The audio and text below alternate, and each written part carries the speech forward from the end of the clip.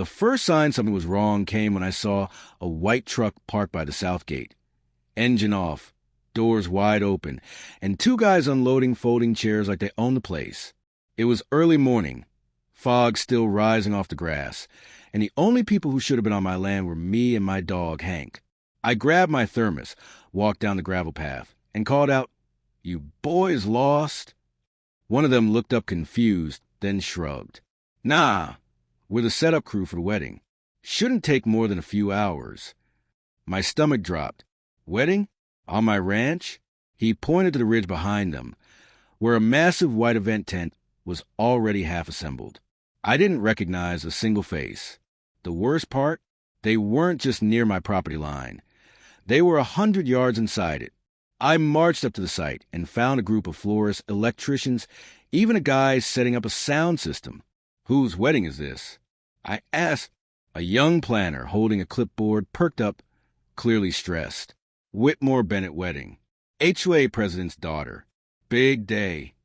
I stared at her, my jaw tight. Whitmore, as in Karen Whitmore, president of the Ridgeview HOA. Same woman who once tried to fine me for excessive livestock visibility because my horses grazed near her new development's back fence. The same Karen who'd called my ranch a nuisance relic in a county zoning meeting. And now she'd thrown a damn wedding on my land without asking permission? Not a call, not a message. Just marched in and started hammering stakes into soil that's been in my family 3 generations. I turned back toward the house, fuming. Hank followed, ears low. Once I was inside, I pulled up the satellite map of my property lines, just to be sure. Yep, they were deep in. That tent wasn't even close to the border. And the worst part? They'd staked it right into the lower field, the one we leave untouched every spring because it's the natural drainage zone. I always told folks, if you pitch a tent there and the weather turns, you're going to need a boat. That's when it hit me. The forecast. Rain heavy, starting Saturday morning, the day of the wedding. I stared out the window as the clouds rolled in low and dark behind the hills. I could have stopped them right then, called the sheriff, thrown the whole event into chaos. But I didn't. Not yet. I had a better idea. Karen trespassed on my land to throw her daughter the perfect wedding. So I decided to give them one. The kind they'd never forget. The next morning, I didn't sleep in like usual. I woke up early, fed the horses, and took a slow walk out to the south field. The wedding crew had nearly finished the setup. The tent now had chandeliers hanging from cross beams. Tables were draped in fine white linen, and a giant archway of roses framed the edge of my creek, like it was part of some scenic rental. The nerve. People were snapping selfies like they were at a resort. I kept walking, boots crunching in the damp grass, until I spotted her, Karen Whitmore, HOA royalty in a beige sun hat, clipboard in one hand, phone in the other, barking orders at a catering team unloading shrimp platters into a portable cooler. I cleared my throat. She turned, paused, and said, "Oh, hello," like I was a trespasser. "Karen," I said flatly, "you want to tell me why you're throwing a wedding on my ranch?" She gave a plastic smile, the kind that always came before a lie. "Don't be dramatic, Russell. We're only using a small piece of land, and it's just for one day. The HOA board agreed it was fine. It's really the only spot with the right lighting and elevation." I blinked slowly. "You mean the HOA board agreed to use my property without my consent?" She waved a hand like I was being petty. "Oh, please. It's an open field. You're not even using it. And honestly, your family should be honored. This will bring publicity. Show people how charming the area is. We'll clean up. You won't even notice." My jaw tightened. "You don't have my permission." Her voice dropped a notch. "And what are you going to do? Shut down a wedding? Ruin my daughter's big day in front of 200 people?" She chuckled, smug. "That'd be tacky." I didn't say another word. I just turned and walked back home. My blood was boiling, but I kept calm, quiet, focused. I checked the forecast again. Storm alert confirmed. 60% chance of heavy rain overnight. 100% by morning. The creek that ran alongside the field, it had already started to swell from runoff in the hills. I walked to the old irrigation station we hadn't used in years, back when my dad managed the flood routes manually. It still worked. I pulled the metal gate wheel to open the top sluice, diverting water gently into the overflow ditch. Then I walked farther upstream, to the high-side runoff tanks used for cattle watering during flood season. Each one had a backup valve. I unlocked all of them, just in case. And finally, I walked back to the barn, pulled out a spool of caution tape, and staked it across the north fence where the field dips down. Not to stop anyone, just to mark a line. A warning line. That night, thunder cracked. Rain pelted the roof like a steady drumbeat, soft at first, then fierce. I sat by the window, sipping coffee, watching the creek rise inch by inch. At 1 a.m., the field had standing water. By 3 a.m., it was glistening like glass. The tent was still standing, glowing from within. Someone had left the lights on. Good. Let them see what was coming. I walked down at dawn in my slicker and boots. A man in a tux was already panicking, on the phone shouting, "It's underwater! The whole floor soaked." I waded in slowly, waist-high in muddy floodwater that had swallowed half the tent. Shrimp platters floated by. Tablecloths twisted like seaweed. Karen appeared on the other side, umbrellas snapping in the wind, screaming over the roar of water. "What did you do?" I raised my voice over the downpour. "I didn't flood the field, Karen. You picked it. You were warned." She pointed at me, drenched, shaking. "You'll pay for this." I smiled wide. "No, ma'am. You will." The footage hit social media before I'd even made it back to the house. Guests in soaked tuxedos wading through ankle-deep water. A bridesmaid screaming as her heels sank into the mud. The wedding cake? Gone. Swept off the folding table and floating in pieces downstream like a melted barge of frosting and ruined dreams. I saw a video of the groom, Karen's new son-in-law, holding a soggy bow tie and yelling at a vendor, "This isn't even the right address. Why the hell are we out here in the first place?" It was chaos. Beautiful, wet, swampy karma. But the best part? A news van showed up right in time to capture it all. One of the local channels had been invited to cover the exclusive country-style wedding of the HOA president's daughter. What they got instead was headline gold. Wedding washout. HOA president accused of hosting unauthorized event on private ranch. Karen tried to play it cool in front of the camera. She smiled wide and claimed unexpected flooding due to an outdated irrigation system.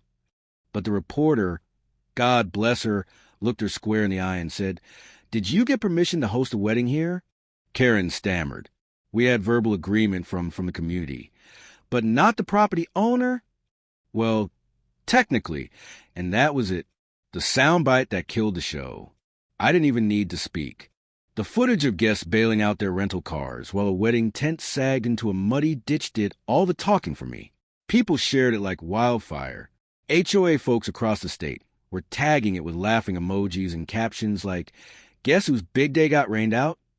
Karen showed up at my gate 2 days later, her designer sunglasses doing a poor job of hiding the puffiness around her eyes. "You did this," she hissed. "You knew that field would flood."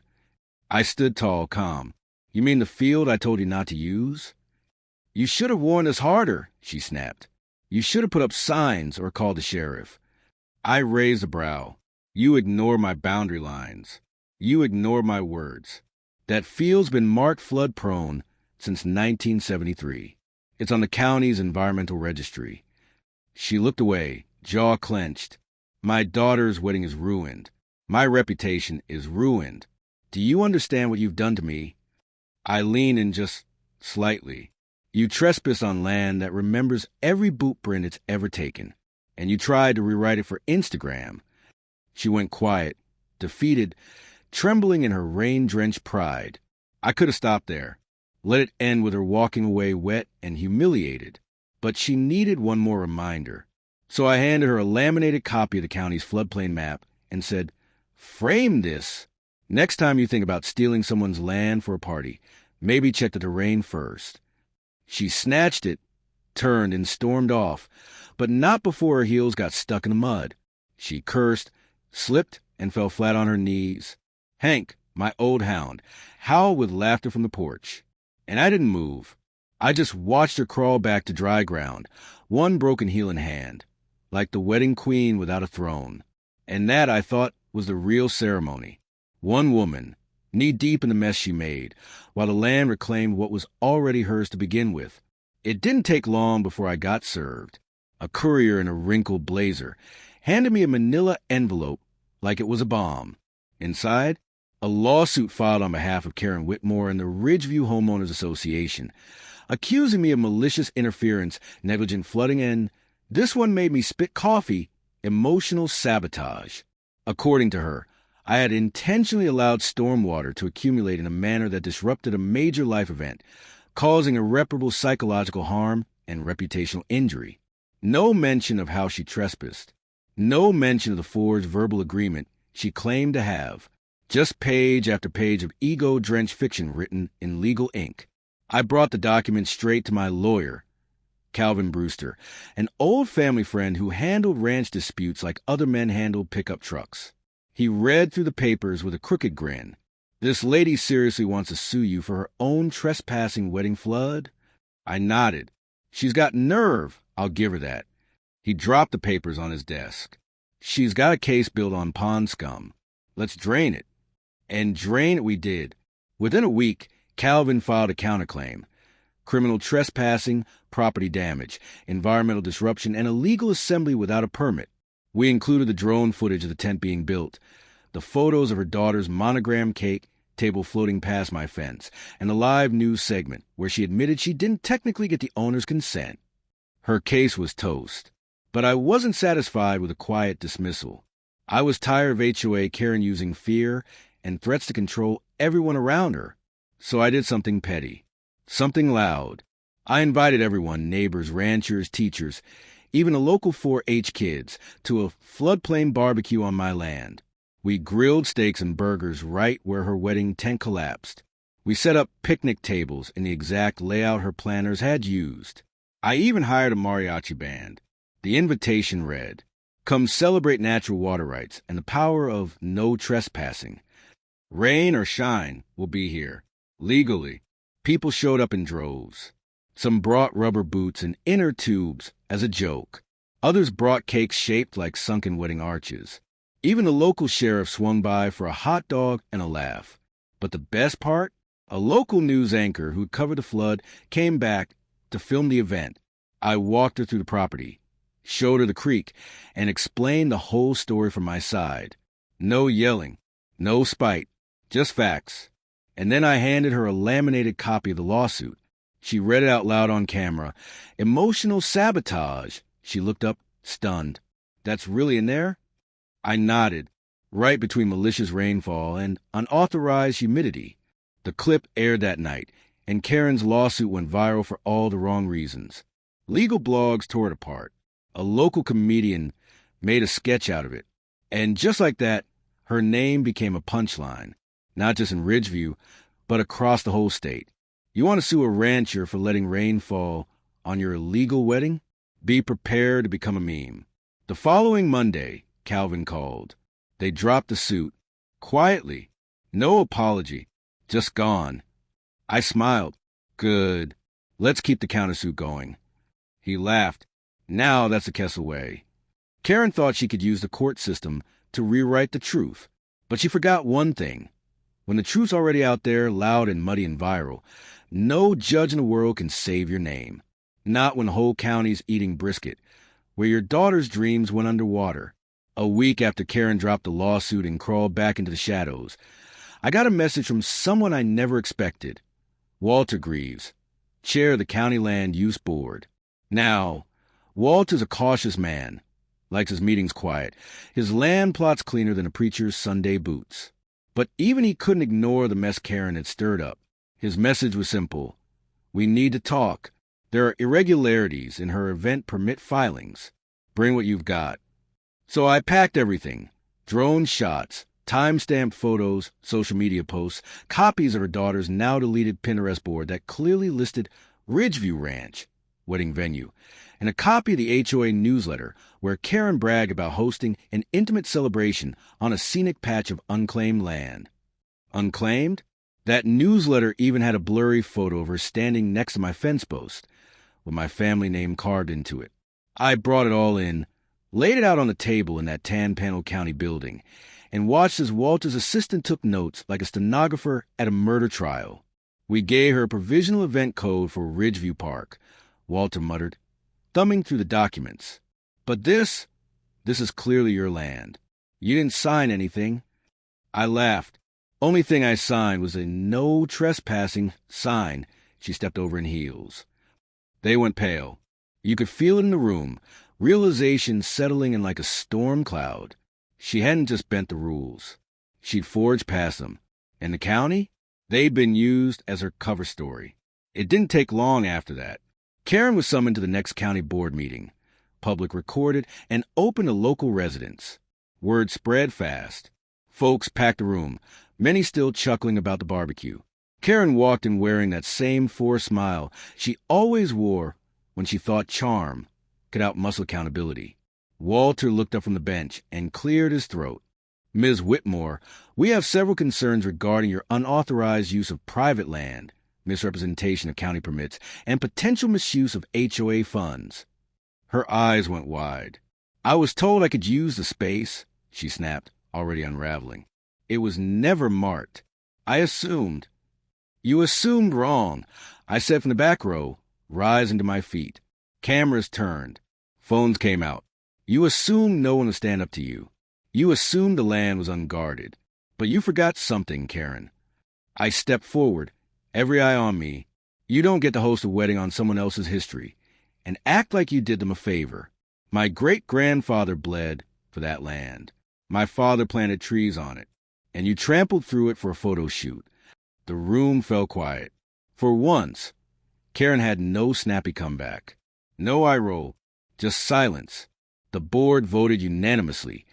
Karen was to be removed as HOA president, fined for misrepresentation, and barred from holding any community leadership positions for 5 years. The Ridgeview HOA would fall under external audit, especially their use of neighborhood funds for wedding-related landscaping. Turns out, she'd used HOA money to pay for her daughter's flower wall. And once the neighbors found out, they didn't just turn on her. They buried her. She walked out of that meeting like someone who'd seen the bottom of her own reflection. Bruised, red-faced, no press quotes this time. I tipped my hat as she passed. She didn't even look at me. And just like that, the woman who once tried to find me for my chickens crowing too early was now the one being chased out by her own community, tail between her heels. All I had to do was let the truth drip like rainwater, and it did the rest. After the board meeting, you'd think the story would have ended, but what happened next told me just how deep Karen's claws had dug into this town. The Ridgeview HOA didn't just collapse. It imploded. Residents began filing complaints against each other, arguing over who had supported Karen, who had known what, and who had quietly benefited from her schemes. The HOA newsletter shut down. Lawn citations stopped. The board was replaced with a temporary management firm sent by the county, and suddenly those folks, so used to issuing fines for fence height, were knocking on my door, asking for permission to walk the edge of my field for a runoff assessment. One of them, a man in a too-tight vest with a clipboard, looked me in the eye and said, "We just want to make sure we're respecting boundaries this time." I didn't laugh. I didn't rub salt in it. I just nodded and said, "Takes a lot less time to ask than to apologize." They nodded like school kids. Noted. That gave me an idea. The wedding tent field, the one Karen turned into a swamp, was still soft, still scarred from where stakes tore through the topsoil. I thought about leaving it wild, letting it heal, but then I decided to leave it as a lesson. I installed a long wooden sign across the upper ridge, right above where the tent once stood. My nephew carved the lettering himself. It read, "This land is not for rent, nor for borrowing." And underneath, "Flooded once, protected forever." I didn't make it angry. I made it beautiful. A permanent marker, handcrafted and mounted on stone. Below it, I planted a semicircle of native bluebonnets that bloom wide every spring. Right around the same week Karen's wedding was washed away, people started coming out to see it. Some took photos. A teacher asked if she could bring her fifth grade class to talk about land rights and respect. One elderly rancher, leaning on a cane, shook my hand and said, "About time someone stood up to the HOA cult." Meanwhile, Karen, she vanished. Her house hit the market quietly. Rumor was she moved in with family 2 counties over. No fanfare, no goodbye party.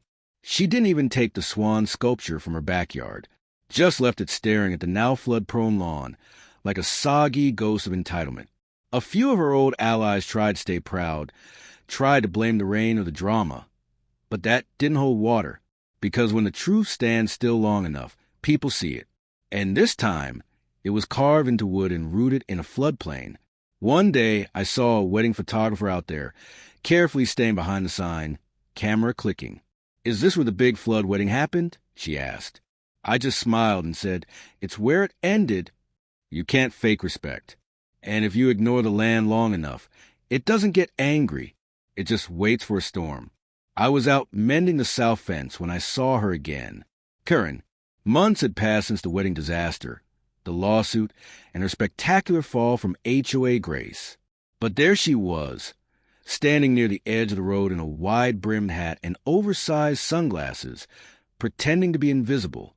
She wasn't wearing heels this time, just flats, jeans, and a too-tight smile. She didn't walk onto my land. She knew better now, but she stood there long enough for me to notice. I kept hammering the post, waiting. Eventually, she waved, sheepish. "Mr. Kessler," she called out, trying to sound polite, soft, harmless. I said nothing, just stared. "I was wondering," she continued, "if we might speak for a moment. I'm running for a position on the Regional Beautification Board. I'd like to make amends. Maybe even collaborate on preserving some of the green space around here." I slowly walked toward the fence line. "So now you want to preserve land?" I asked. "Wasn't long ago you were throwing champagne-soaked weddings on soil you didn't own." Her smile faltered. "That was a mistake. One I regret deeply." She paused. "People still talk about it. The sign, the flood. I want to be part of rebuilding trust. I thought, maybe, if we could put the past behind us." I held up my hand. "Karen, you didn't flood my field. You flooded your name. And no board or bouquet is going to dry that out." She swallowed hard. "I just want to show people I've changed." I leaned on the fence. "Then change where you stand. Because this fence isn't just wood and wire. It's the line you crossed. And it's the one you're not welcome past. Not now, not as a candidate, and not as a rebranded spokesperson for whatever shiny committee lets you talk again." She looked like she might cry. But this wasn't about cruelty. It was about truth. You can't rewrite soil. You can't charm a creek. And some wrongs don't get washed clean just because the flood's over. Later that day, I learned she'd been canvassing around town. Tried to convince neighbors she was misunderstood, that the wedding debacle was a miscommunication between parties. But the town wasn't buying it. Folks remembered, not because they held grudges, but because they respected roots. And Karen had yanked hers up and tossed them in a ditch the moment she turned a working ranch into her party venue. Her name never made it past the nomination stage. The county quietly moved on without her, just like the land did. As for me, I expanded the trail around the creek, planted more wildflowers, and added a second plaque beneath the wooden sign. You don't own what you disrespect. Tourists still come. Teachers still call. And sometimes someone from the old HOA crowd stops by and just nods from a distance. No words, just acknowledgement. Karen tried to rewrite her story, but the land had already written the ending.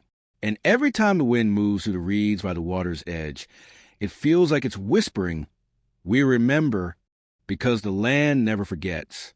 And neither do we. Spring came early this year. The rains had softened the field into velvet, and the creek sang with a steady rhythm again. Its bends and curves finally returned to their natural flow. The wildflowers bloomed brighter than they had in years, almost like the land itself was celebrating. I just finished repainting the boundary sign when I got the letter, an official county invitation to speak at the annual Land Stewardship Forum. Me, A rancher who'd never once cared about podiums or plaques, now asked to represent rural resilience after what they called the most impactful citizen-led land dispute resolution in county history. I didn't want recognition. I wanted understanding. And if that meant getting up in front of a few suits to tell the truth, then so be it. At the forum, I told them everything. About the wedding, the flood, the fake permissions, the threats. But more importantly, I talked about legacy. I told them how land holds memory, how it knows when it's being walked on with purpose, and when it's being used. I said, it's not about owning dirt. It's about earning the right to belong to it. You can buy acreage. You can't buy respect. The room was silent when I finished. Not the uncomfortable kind.